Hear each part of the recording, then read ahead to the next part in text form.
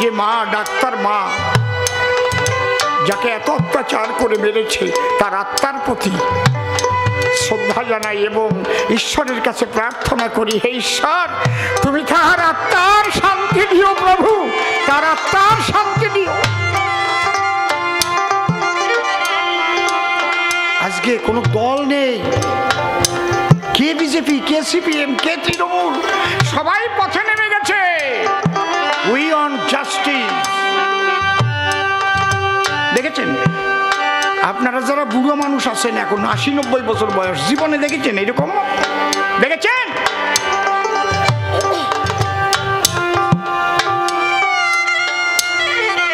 কারো মারে, তার গায়ে ১১৩টা কামড়ের দাগ, এরকম হয় ওনাই কোনদিন? ১১৩টা কামড় মেরেছে তার গায়ে। কত বড় অসুর, কত বড় দানব ভাবা যায়। আর তড়িঘড়ি তাকে পুড়িয়ে দেওয়া হলো, ছাই করে দেওয়া হলো। কেন? যাতে কেউ না বুঝতে পারে। ওই বডি যদি মানুষ দেখে, মানুষ পাগলা হয়ে যাবে।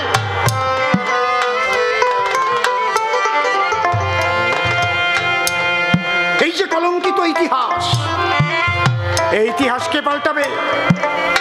আমার বাবাও পাল্টাতে পারবে না। প্রাণ দরদিয়া রে, বধূ বিনোদিয়া রে, আমি সব ভুলেছি তোর ভালোবাসায়।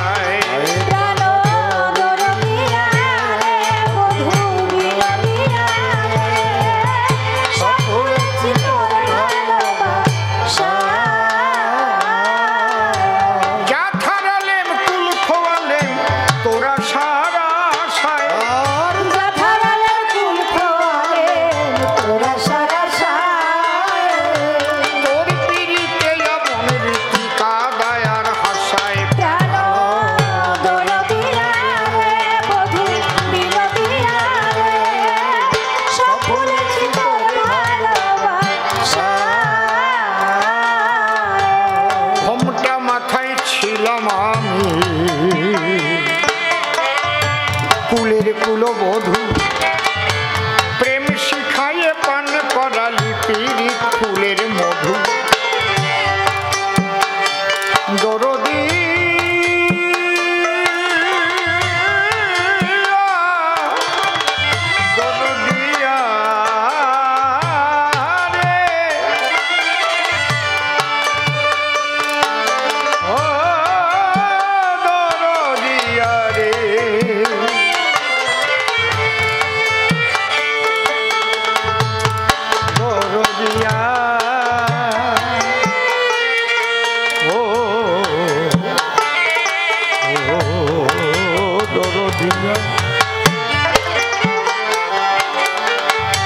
জানে বাঁশের বাঁশি কি যে জাদু পরাণ কেড়ে লয়। বাঁশের বাঁশি কি যে জাদু পরাণ কেড়ে লয়। ফুলের বাঁধন ভুলে যায় আর লোক লজ্জার ভয়।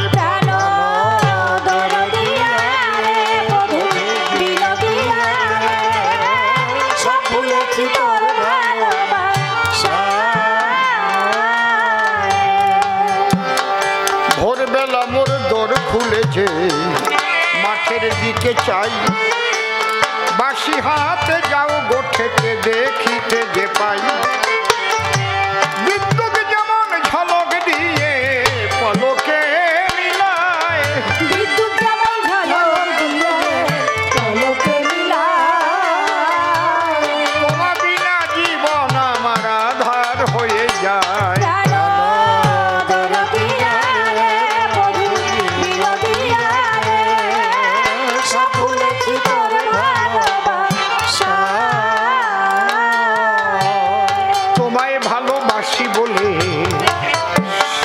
সবাই বলে মন্দ, যেটিকে চাই ভৎস না পাই সবাই করে সন্দেহ।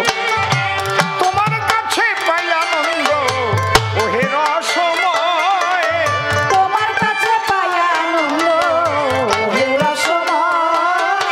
তোমার সরসাকের পরশ পেয়ে দুঃখ দূরে যায়।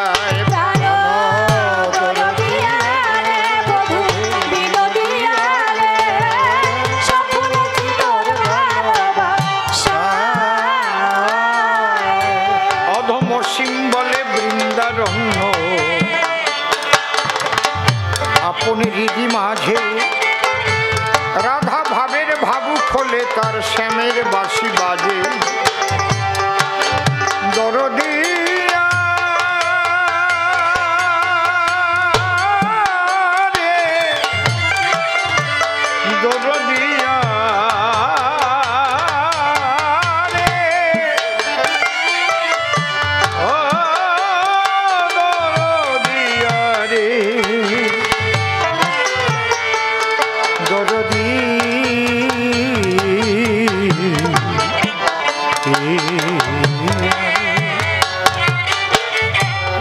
অধম অসীম বলে অসীম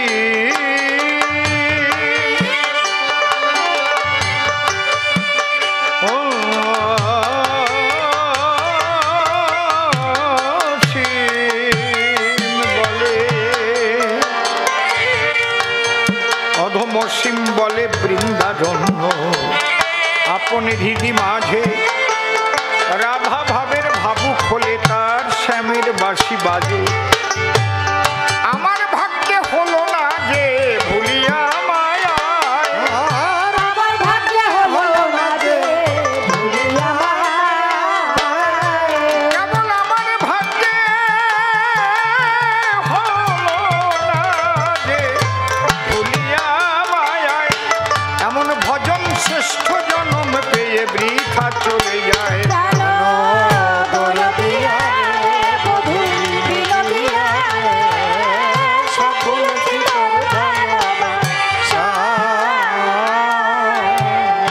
রামায়ণের নিন্দা মন্দ আমি করি নাই, যে রাম সেই কৃষ্ণ প্রণাম জানাই।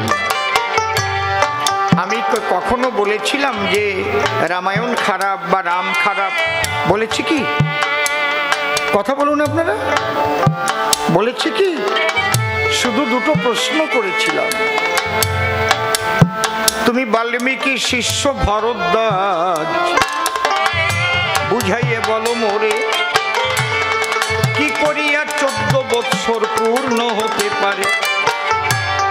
এই তো। আর কেনই বা মায়া মারিছি, চেনেনি ভগবান, ভালো করে দিয়ে যে ও সাধু তাহার সমাধান। মানুষের মনে তো প্রশ্ন জাগতে পারে, যাতে এটাকে পরিষ্কার করা হয়, এই তো আমার উদ্দেশ্য। আমি একটাও নিন্দাসূচক কথা বলেছি কখনো? আমি নাকি কলঙ্কিত কৃষ্ণ করেছি? ওহো, কাউকে লিখে কলঙ্ক দেওয়া যায় সে যদি ভালো কাজ করে? আপনারা কি বলেন, যায় কি?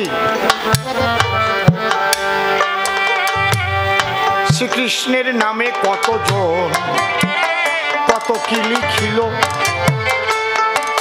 কত বাজে শব্দ প্রয়োগ করে বাউল গান লেখা হলো।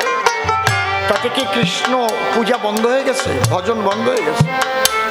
কি একটা গান যেন গায় না, ওই যে যাইসনে যমুনার কুলে, কি একটা গান,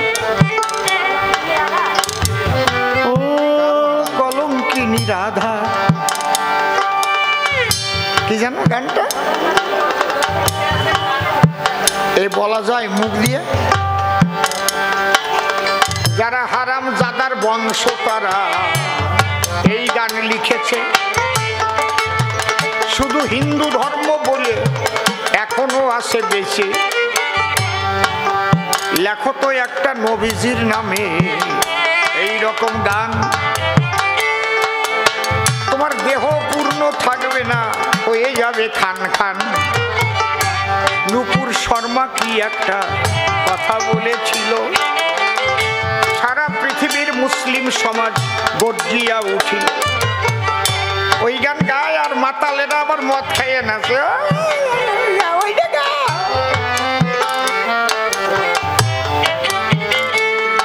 কৃষ্ণ ভজন বন্ধ হয়ে গেছে কি তাতে? ভৈরব গঙ্গোপাধ্যায় কলঙ্কিত কৃষ্ণ লিখেছে, তাতে কি বন্ধ হয়ে গেছে? বঙ্কিমচন্দ্র, ঋষি বঙ্কিমচন্দ্র বেশি ছড়িয়ে যাচ্ছে। ঋষি বঙ্কিমচন্দ্র তার কৃষ্ণ চরিত্রের মধ্যে কোথাও কৃষ্ণকে ভগবান বলেনি, তাই বলে কি ভগবানের পূজা বন্ধ হয়ে গেছে? কি যে যাহা করে ভক্ষণ উদ্গারে তার লক্ষণ, ঈশ্বর পরম কৃষ্ণ আমার শ্রীমধুসূদন। কে কি লিখলো দেখো, আমি কৃষ্ণ লীলা যা দেখেছি তাই লিখেছি, আমি বানিয়ে কিচ্ছু লিখিনি। কিন্তু আমি যদি তোমার গুরুদেবকে ধরি, তোমার গুরুদেব লীলার আগে রামায়ণ দিয়েছে রচনা করি, তুমি বললে না যা লিখে দিয়েছিল রামকে তাই করতে হয়েছে, এমন লেখা লাগবে কেন যে রামচন্দ্র ছোট হয়ে গেছে? হ্যাঁ, যা লিখবে তাই যদি করতে হয়, কেউ যদি আমার জীবনে লিখে দেয় যে আগে মানে জন্মের একেবারে প্রথম থেকেই লিখে দেয় যে ডাকাতি করবে, তাই বলে আমার ডাকাতি করতে হবে নাকি? কি কোন ভগবান তিনি বুঝতে পারছেন না এটা মায়া মারিচি, আসলে সোনার হরিণ না। এটা ভগবানের অযোগ্যতা প্রমাণ পায় না। কলঙ্কটা কে দিয়েছে, আমি না তোমার গুরুদেব রামের গায়ে দিয়েছে? রামকে কত ছোট করেছে। আমি একটা প্রশ্ন করেছিলাম, যদি বাপের বেটা হও তো জবাব দাও, রাম কেন সম্মুখ শূদ্রের মাথা কাটতে হয়েছিল? তার জবাব দিয়েছে? এমন মাথা ঝুলাচ্ছেন, তা কিছু বলেন না।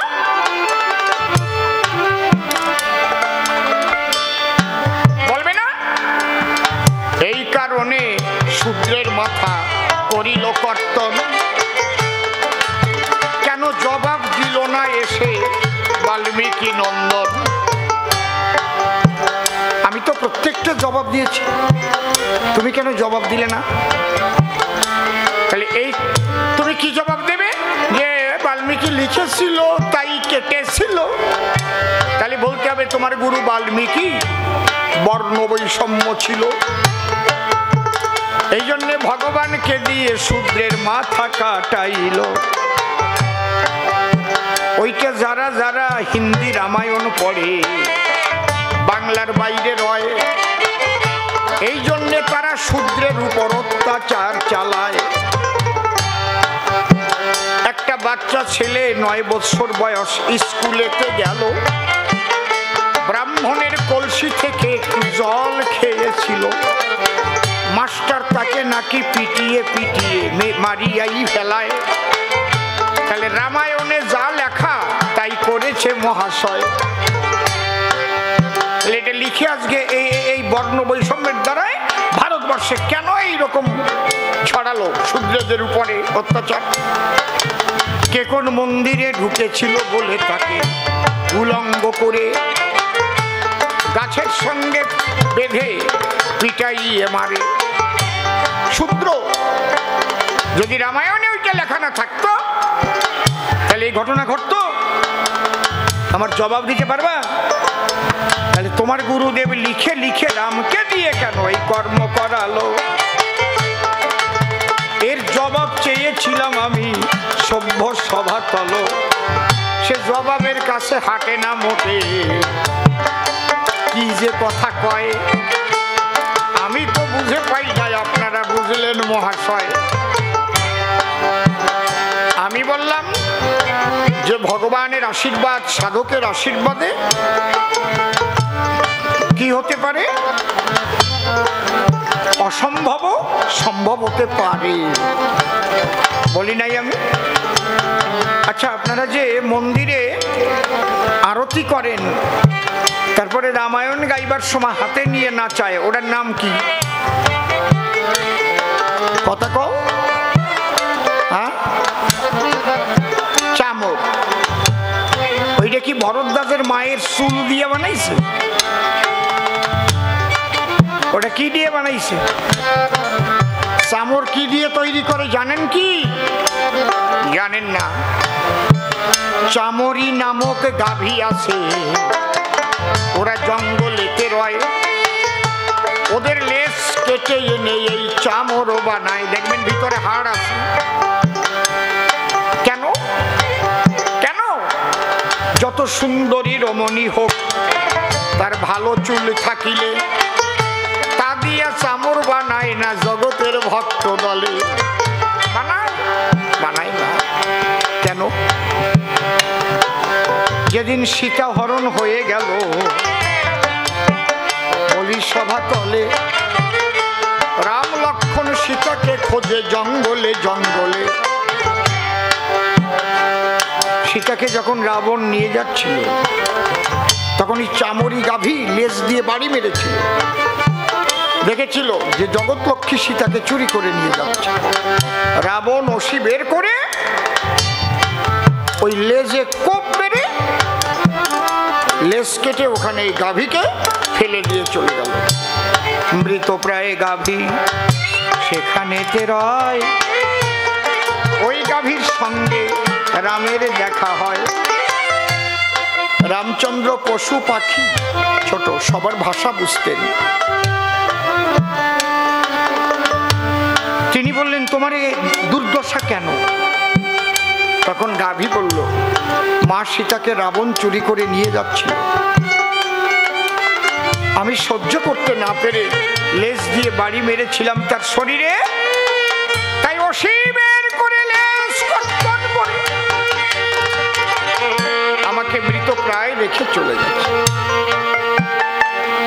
শ্রীরামচন্দ্র গাভীর গায়ে যখন স্পর্শিল, সুস্থ হয়ে গাভী তখন উঠিয়া দাঁড়াল। তখন বলল শোনো, আজকে তুমি যে কাজ করেছো তোমাকে আশীর্বাদ দিচ্ছি। যে লেজ এই লেজ বিফলে যাবে না। যেখানে রামের কথা হবে, যেখানে ভগবানের আরতি হবে, তোমার এই লেজ দিয়ে সেখানে চামড় ব্যজন করা হবে, চামড় মঙ্গল চামড় হবে। এই চামড় যার মস্তকে স্পর্শ করবে তার মঙ্গল হবে। এই জন্য রামায়ণ গায়করা দেখবেন চামড় মাথায় ঠেকায়, ঠেকায় না? একটা জঙ্গলের গাই এবং আশীর্বাদ করলো এই লেজ তোমার জীবন ভরে যতবার কাটুক আবার বাড়বে, আর লেজ কাটলে তুমি ব্যথা পাবা না। এই জন্য ওরা ব্যথা পায় না, নড়েও না।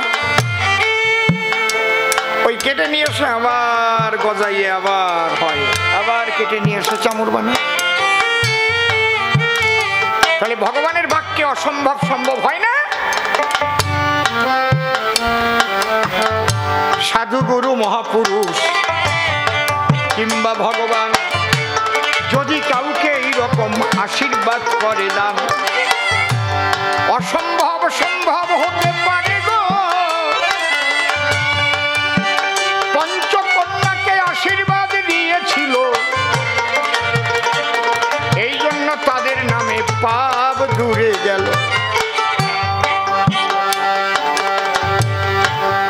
মহাভারতে আমি কি বলেছিলাম?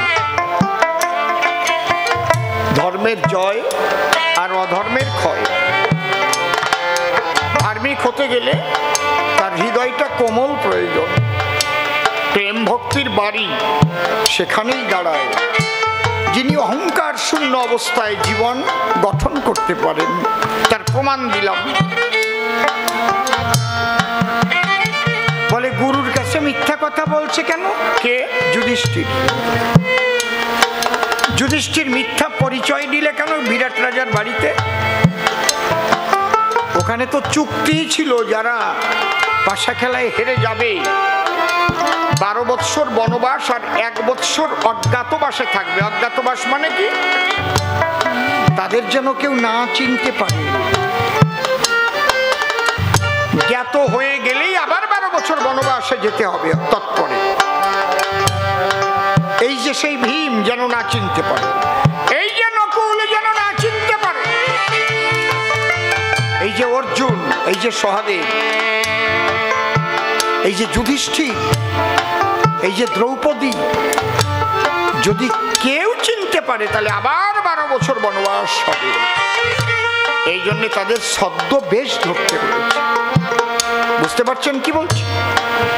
অর্জুনকে বৃহন্নলা হতে হয়েছে, মানে হিজড়ে। বিরাট রাজার মেয়েকে গান শিখাবো। যখন 1 বছর পূর্ণ হয়ে গেল, নিজেদের মূর্তি সমূর্তি ধরলো, তখন লোকে নিন্দা করতে লাগলো, পুরুষ মানুষ একটা যুবতীকে গান শিখাতো। এই বদনাম কাটাবার জন্য নিজের ছেলের সঙ্গে বিরাটের মেয়ের বিয়ে দিয়ে নিয়ে চলে এলো। বুঝতে পারিস? তাহলে এই যে যুধিষ্ঠির, ভীম, অর্জুন, নকুল, সহদেব, এরা সবাই ছদ্মবেশে ছিল, অজ্ঞাত। একে বলে অজ্ঞাত বাস। বুঝেছ কি বলছি? অজ্ঞাত জ্ঞাত হয়ে গেলে গো,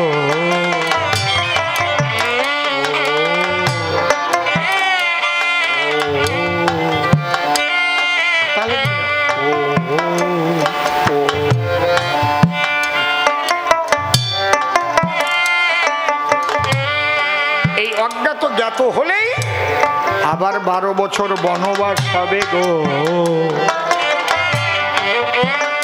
যদি জানতে পারে, এই জন্য ছদ্মবেশে ওরা বেড়ায় ঘুরে। তাতে কি অন্যায়? বলে গুরুর কাছে মিথ্যা কথা বললো কেন? ওই দ্রোণাচার্য, আমি আগে কয়েকটা কথা বলেছি, কারা কারা মরেছে। কেউ মরেছে অভিশাপে, কেউ মরেছে তার কুকর্মের ফলে। বলেছিলাম কি, মনে আছে তো? সবাই অমানুষ ছিল না।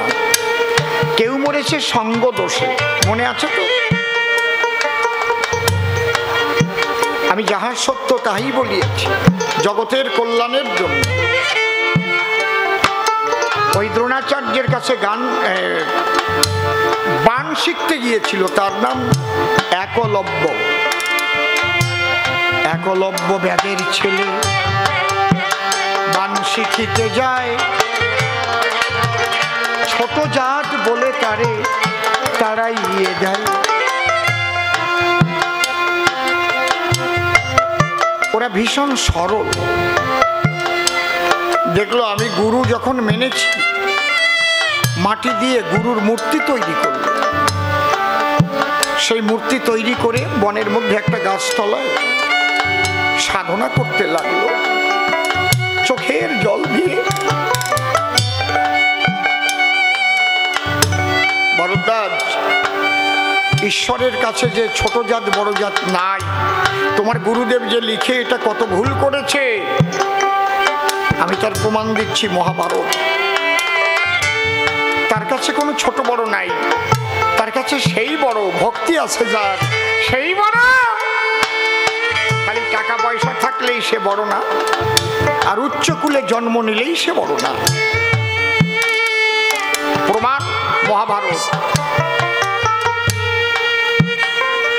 যখন কানতে কানতে কানতে কানতে কানতে কানতে চরম পর্যায়ে চলে গেল, গুরু দেখা দাও দেখা দাও, ভগবানের আসন চলে গেল, তখন স্বয়ং ঈশ্বর সেই মাটির মধ্যে জাগ্রত হলেন।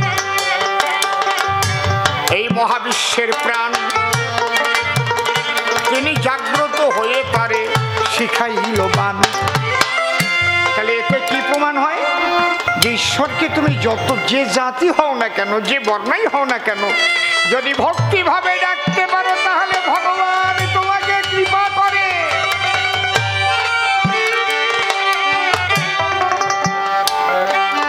আর সেখানে সম্ভুক, সে সাধনা করতে গেছে, বেদ অধ্যয়ন করছে। কেন ছোট জাত সে বেদ পাঠ করবে? রামকে দিয়ে তোমার গুরুদেব তার মাথাটারে কাটালো। এতে কি ভারতের কল্যাণ হলো না অকল্যাণ হলো? এর জবাব দেবে কে? যেটা এখনো চলছে অবাঙালি বেল্টে। বলো,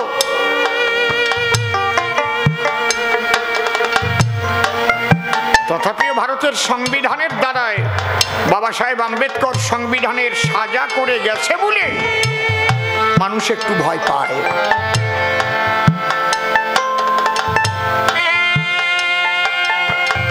কি অত্যাচারটা না হয়েছে বাবা সাহেবের উপরেও,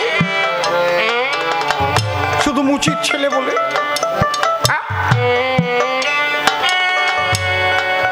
কেন কেন হবে এটা? তোমার গুরুদেব কেন এরকম করে লিখলো? জবাব দিতে পারবে? আমাদের আদিশাস্ত্রে তো এরকম লেখা নেই। আদিশাস্ত্রে লেখা আছে জন্ম হোক যথা তথা, কর্ম চাই ভালো, কর্মের দ্বারায় ফোটে জ্ঞানের আলো। তাহলে তোমাদের কি করেছে বলো? তখন ওই ঈশ্বর মাটির মূর্তিতে জ্যান্ত হয়ে একলব্যকে বাঁধছে। একদিন অর্জুনের কুকুর ঘুরতে ঘুরতে একলব্যের কাছে যখন গিয়েছিল, গেউ গেউ গেউ গেউ করে ডাকছিল, মুখ বন্ধ বান মেরে মুখ বন্ধ করে দিল। তখন ঘুরতে ঘুরতে দ্রোণাচার্যের কাছে এলো। কুকুরের তো ক্লেভারিটি আছে, ইন্টেলিজেন্সি আছে, খুব বুদ্ধিমান। এই জন্যে যখন মানুষে আসামি ধরতে না পারে তখন কুকুর ব্যবহার করে।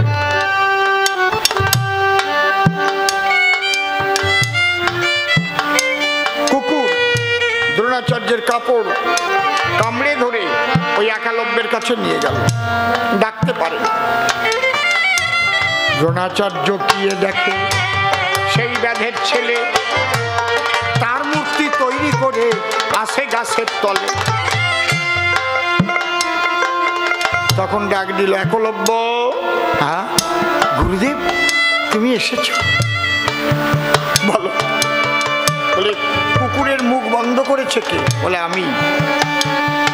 মুখ খুলে দিতে পারো? হ্যাঁ পারি।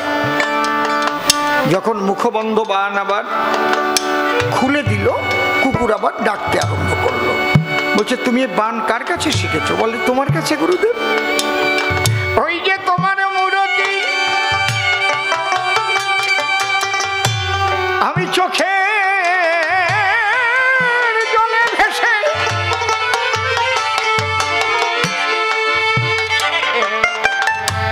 এই বনতলে বসে,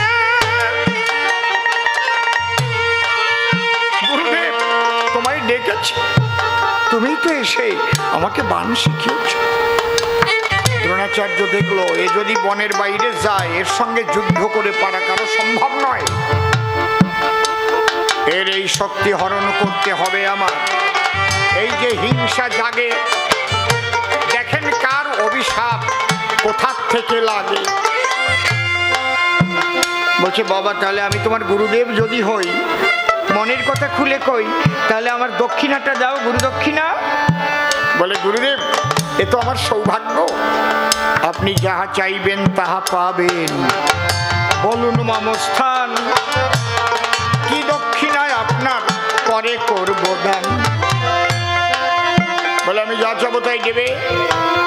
হ্যাঁ, ত্রিসত্য অঙ্গীকারে আবদ্ধ হও। একলব্য বললে বাবা আমি একবার বললেও যা, তিনবার বললেও তো, 100 বার বললেও তো, আমার মুখের কথা আমি নষ্ট করি না। তোমাকে একবার গুরু বলেছিলাম, তুমি আমাকে তাড়িয়ে দিলেও আমি কিন্তু তোমাকে ভুলি নাই। বলে তাহলে দে তোর এই দক্ষিণ হস্তের অর্থাৎ ডান হাতের বৃদ্ধ আঙ্গুলি, বুড়ো আঙুল কেটে আমার দক্ষিণা দে। হ্যাঁ, এই আঙুল নিয়ে গেলে তো জীবনে আমি আর বান ধরতে পারবো না। এ তুমি কি করিলে, এ তুমি কি করিলে,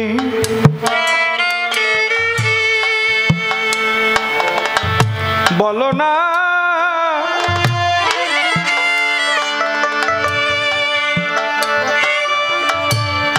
আমার এত দিনের সাধনা,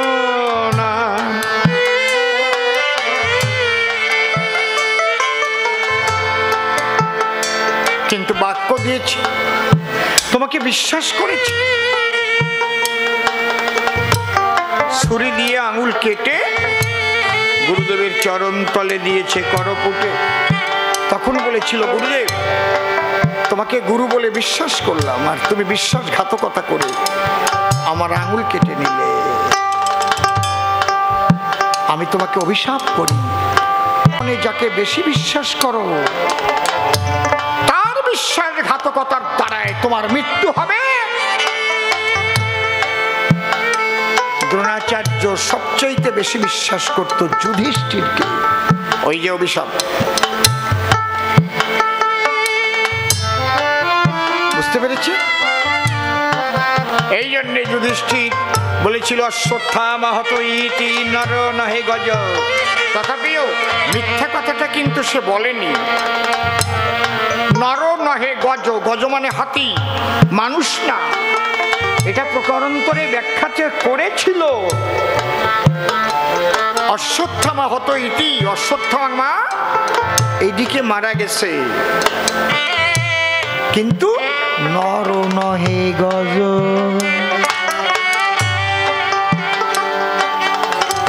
বিশ্বাস করত যাকে বেশি, তার কথা শুনে ধনুর্বাণ পরিত্যাগ করিল। তখন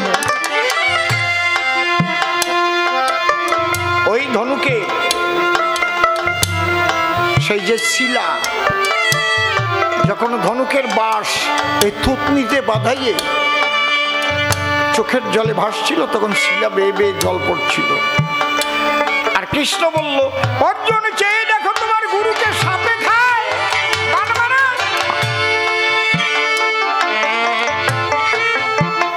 মনে রাখবেন, ধর্মরাজ্য প্রতিষ্ঠা করার জন্য যা যা করা হয় তাতে কোনো অপরাধ নাই। উদ্দেশ্য যদি মহৎ থাকে, মহৎ উদ্দেশ্যে আপনি যা যা করবেন কোনো অপরাধ নাই। যেমন ভারতকে রক্ষা করবার জন্য বৈদেশিক শক্তির থেকে প্রয়োজনে বিদেশি যারা গুপ্তচর আইএসআই তাদের সেনারা গুলি করে মারে, উগ্রপন্থীদের গুলি করে মারে, তাতে কি ফাঁসি হয়? ঠিক উদ্দেশ্য যদি মহৎ থাকে, মহৎ উদ্দেশ্য কর্ম করলে, খুন করিলেও ফাঁসি দেয় না তাকে।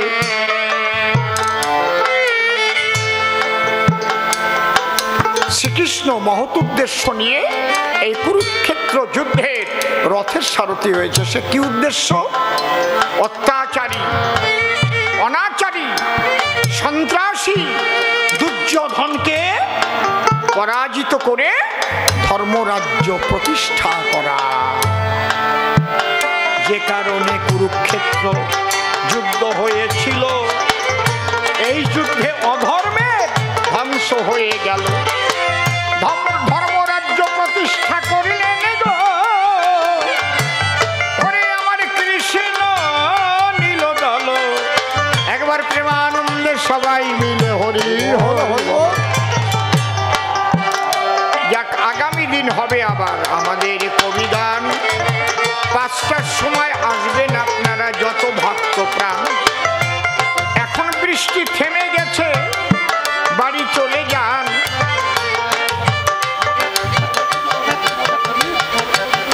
আগামীকাল গাইব পোষা পাখি, কথা দিয়ে গেলাম। আপনি যখন শুনতে চাইলেন সভ্য সমাধান, আজকে নয় ভাঙা আসরে কি পোষা পাখি হয়? ভরা আসরে আগামীকাল গাইব মহাশয়। আবার কি আপনার কি কি শান্তি কোথায় আর সুখ কোথায়? বাহ, আচ্ছা, যে দুঃখকে জয় করতে পারে তারই শান্তি। তাই নাহলে জগৎ বড়া খালি দুঃখ। কোনো জায়গায় যে তোমার কেউ সুখ দেবে না, শান্তি দেবে না। খালি মনে মনে ভাবতে হবে চিরকাল নাহি রব, আমি হরিনাম নিয়ে আমার জীবন কাটাবো। এই হরিনামে মন যদি মত্ত করতে পারে, সুখ শান্তি আছে হরিনামের অভিকরে। একবার উলুধ্বনি হরিধ্বনি করো গো সবাই। হরিনাম সাধু সঙ্গ ছাড়া শান্তি নাই। হরিনাম আর সাধু সঙ্গ নিয়ে তোমরা রবে শান্তি পাবে। যাক চলে, বেশি মনে কিবা প্রয়োজন, প্রথম দিনের গান এখানে করি সমাপন। আজকের মতো গান ক্ষান্ত হয়ে গেল। শ্রী গুরু বৈষ্ণবানন্দে সবাই হরি হরি বলো। জয় জয় রাধা কৃষ্ণ প্রভানন্দে হরি হরি বলো। জয় জয় মা মনসা প্রীতি একবার হরি হরি বলো। হরি বল।